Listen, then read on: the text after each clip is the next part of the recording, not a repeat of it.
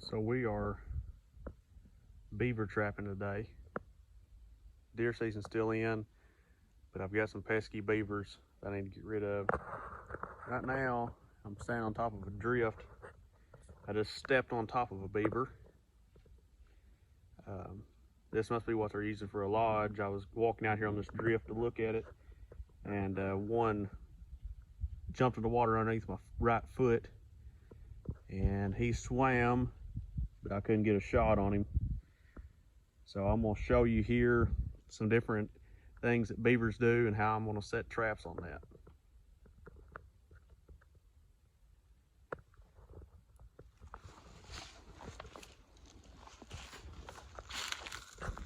So if you see that right there, that's a feed pile. You don't always see this. A lot of times they'll be hidden. So this is a creek. It's in, this is on Crowler's Ridge. We're in the hills, but this is just a creek. Occasionally we have beavers in here, not just a ton of beavers, but when they're here, they cause problems. I'm not anti-beaver, I'm anti them causing issues.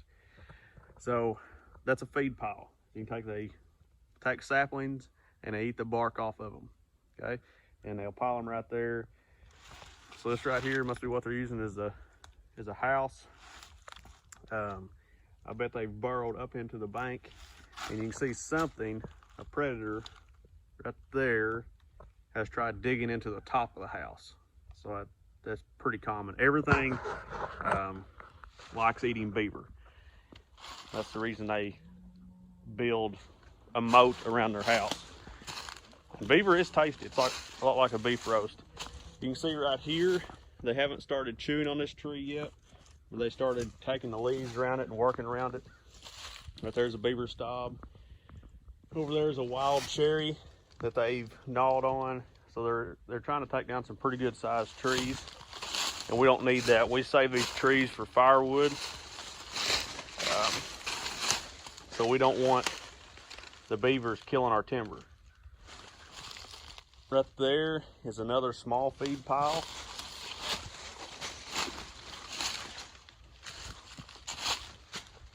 So this creek usually, it's usually you can step across it anywhere, and the beavers back it up, and it's over my hip boots. So right, if I'm a finger, right there, that's a beaver slide. They crawl up down the bank, slide back down. You can see they've been gnawing trees there. Right here, big beaver slide. I'm gonna set up on that. You see he's taking down a few trees over in that area. And there was a big one he's been working on. Where was it? Oh, those two big ones back there. And then we have some gnawing on some right here. And right here's the dam. So it's not gonna be super easy to set up on. Just saw some coon tracks. See right there's a major beaver slide, except it's just so steep at the bottom that I don't think I can set a trap there effectively. So as of right now, this is a pretty small beaver dam. You know, it's about knee high, which is fine, except what will happen is they keep building these dams and they'll get building higher and higher, and the next thing you know, it's eroding around the dam like it is right over there. The water will start eroding and eat away at the bank, and you end up having more creek than you do field. One of the largest fields we have is just right over the edge of that hump right there. So we want to try to knock these beavers out. So let's get at it. Okay, here's the top side view. I want to show you my gear before I went off down in that whole different view. I'll just drop down that bank. So these are a set of Cold Creek gauntlet gloves. This is an H-brace, shallow water for conibear. This is a Duke 330 conibear. Est-wing camper's axe. It's got a lot of good uses. These are snare supports. That's a fiberglass finch post, 3/8 size, Tractor Supply. That's just a cable loop on there for me to carry them. It's got 9-gauge wire wrapped around, and that'll be my snare support. I have short ones and tall ones, and here's my snares and extension cables. And then I might have to go back and get a few more, but this is your old school steel trap. This is a Duke number 4, closed jawed with a pit pan. I'm gonna rig that up on dog chain, and I'm not gonna set it on a drowning rig. I'm listening for beavers. I'm going to set this where I'll catch them live, because there's just not enough water here to drown a beaver. So that's the reason I'm gonna have to go with a live route, which is fine. I'll just have to dispatch them when I catch them. So that's a little bit of gear I'm gonna use. I might have to go back and get some more. All right, we got just a couple sets put in here. I wanted to show you if you can see that right there. It's a paw track of a beaver. I wish that snare was just a little different. Not a lot more I can do with it, other than maybe grabbing a little bit of this grass here.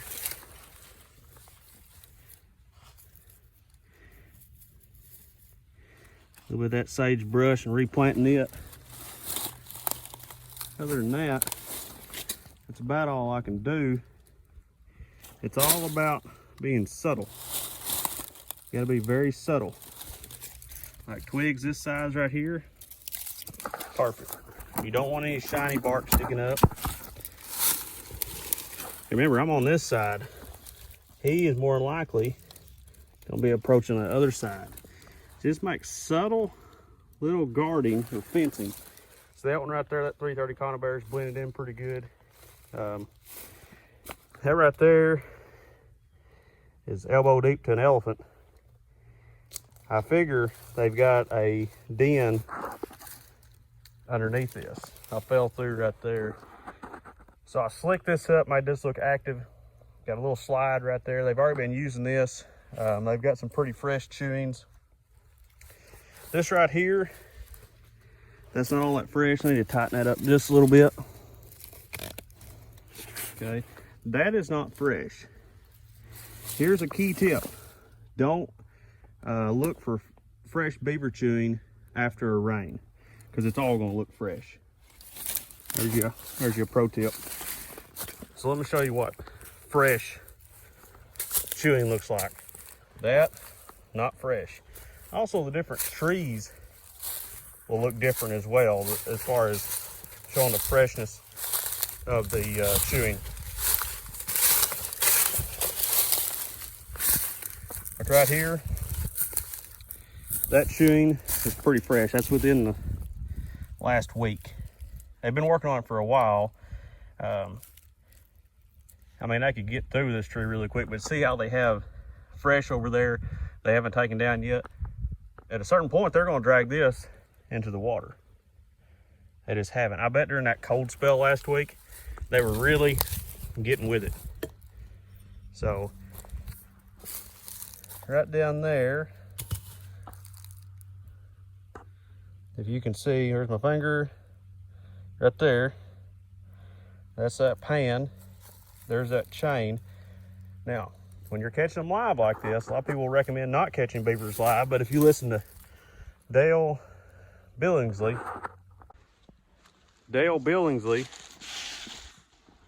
prefers to catch beavers live. He has a DVD, it's been out several years now. It's the world's fastest beaver trapping method, and it's true. You can go in with a lot less weight. I'm trying to fix my new hat here. Old Smokey the Bear hat. Oh, a brand new pack basket. Got it, and we'll try it out. It's lighter weight. So, the world's fastest beaver trapping. You carry in less weight. You don't have to do all those drowning rigs and stuff. And you use 10 feet of cable or 10 feet of chain. He uses 10 feet of dog chain, which is what I used on that trap right there. If you have 10 feet of chain and you anchor that to the bank and you allow that beaver to go to water and you allow that beaver to come back to land freely, except, you know, they're on a leash because they either have a steel trap around their foot or, you know, a snare around their body. they'll be fine. They won't freak out. They won't twist their foot off or gnaw their foot off. So I've done that. It works. I started that method last year after I got his DVD. Works good. Okay, less weight, faster, less supplies you have to have. Let's see, what else is I going to tell you? I guess that's it.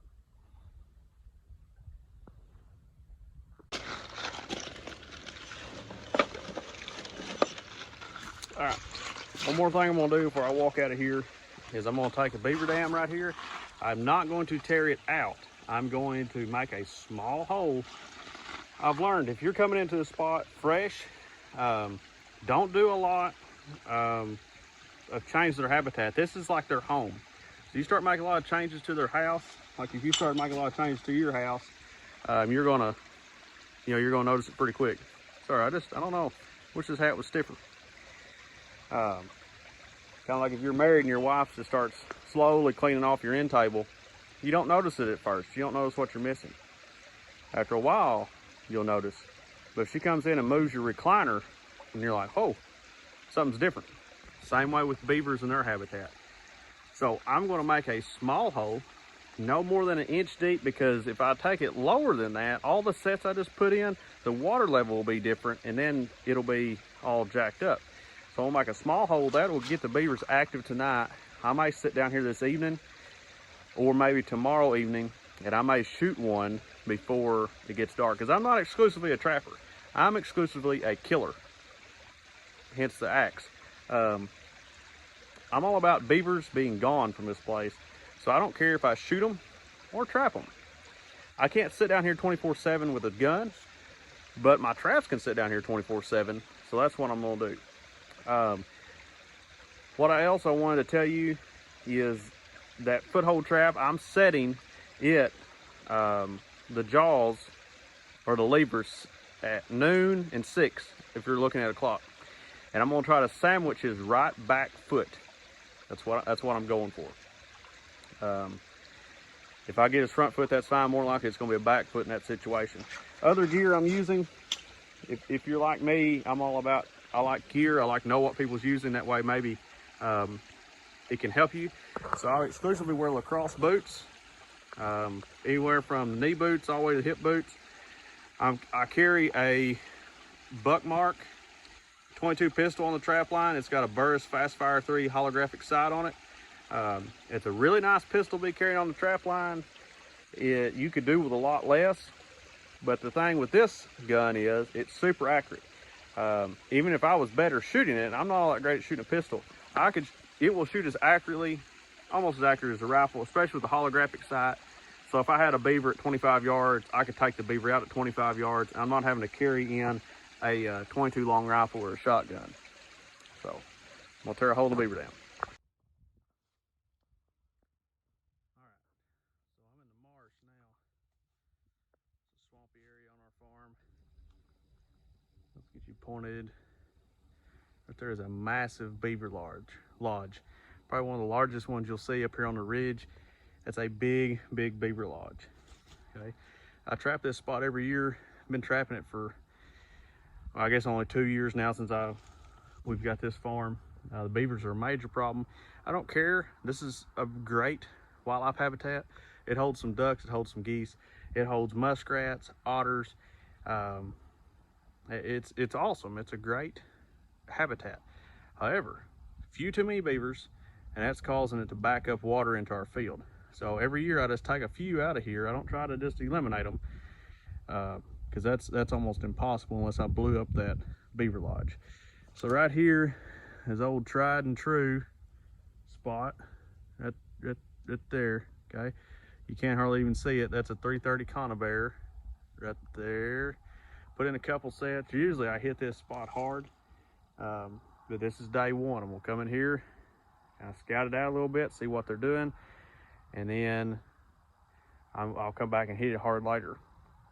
I made just a very little foothold in the dam just to get them start coming from the main pond over into the side channel over here. Because if you look, this is all water. That's the field back here. there's a big channel, pretty good sized ditch that runs the length of the field that was dug to try to channel this water back out to the creek. This was an actual creek on the edge of that bluff right here. That's a pretty good hill. It goes up into the ridge. And this was a creek that the beavers have dammed up. They've got a dam that's about 12 feet high in that direction, okay?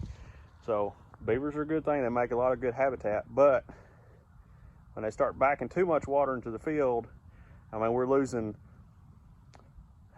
about 20% of the acreage that's farmable out here. It gets so muddy that we can't do anything about it. So in this time of year, I come in when beaver pelts are prime, and I start trying to take a few of those out.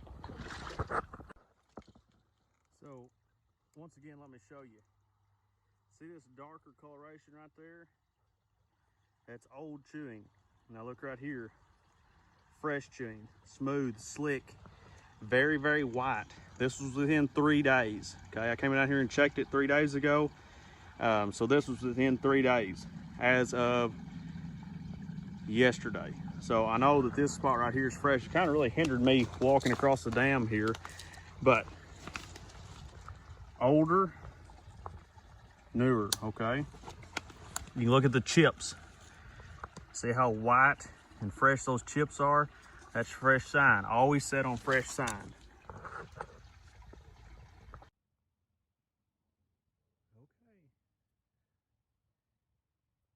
It took a couple days, but our set here on the marsh,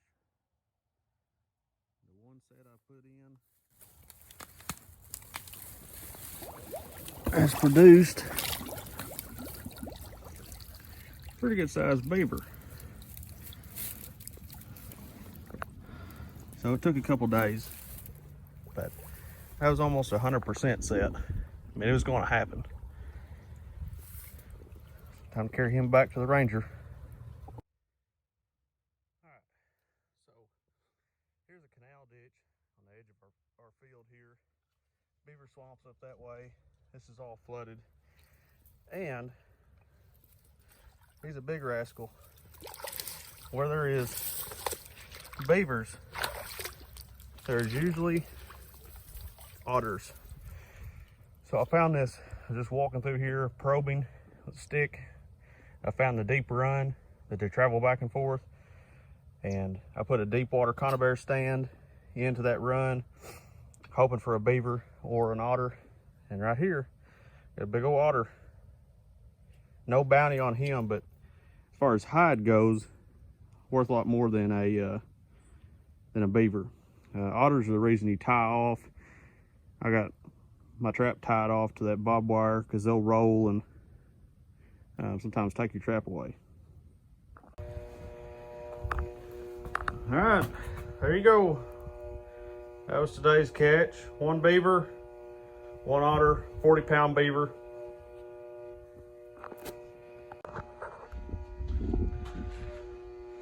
So that's today's catch. 1 beaver, 1 otter. Not bad for 3 traps that were set. So that's a pretty good average. I'm pulling traps today. I'm done for a while. This will be the first beaver and otter skinned in the new skinning shed. Kind of see behind me, I got my processing set up. We used to live in this shed in the camper somewhat. Got the boom pole with the fur skinner. And I'm not going to show you skinning this one or this beaver or otter. If you're looking for a good how-to skin beaver or otter, you can go to Coon Creek Outdoors. That guy does a great job of teaching and a very detailed video. And he's good at it. He's, I would say, a semi-professional trapper. I'd recommend him. That's where I learned from. And I'm not going to eat the beaver because it was dead in the trap, which it's in the conibear, and it wasn't cold enough here in Arkansas for me to feel confident eating the beaver.